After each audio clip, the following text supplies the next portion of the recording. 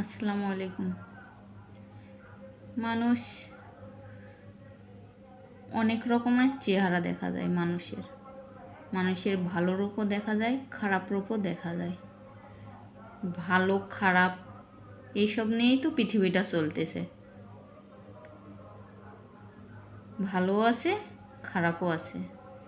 সবাইকে খারাপ বলা উচিত নয়, কারণ পৃথিবী ভালো খারাপ নিয়েই তো পৃথিবীটা চলে।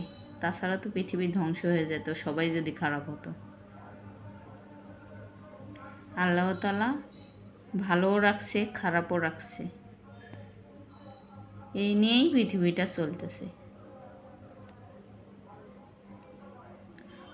অনেক সময় অনেক রকমের খারাপ রূপ দেখাতে হয়, আবার অনেক সময় ভালো রূপও দেখাতে হয়। যখন যে পরিস্থিতি আসে তখন সে সেইভাবেই চলাফেরা করে। তবে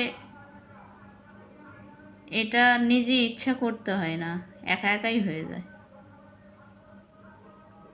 কারণ বিপদ আসলে যেমন বিপদ উদ্ধার হয়, তেমনি এরকম মানুষের ভালো রূপও দেখা যায়, খারাপ রূপও দেখা যায়।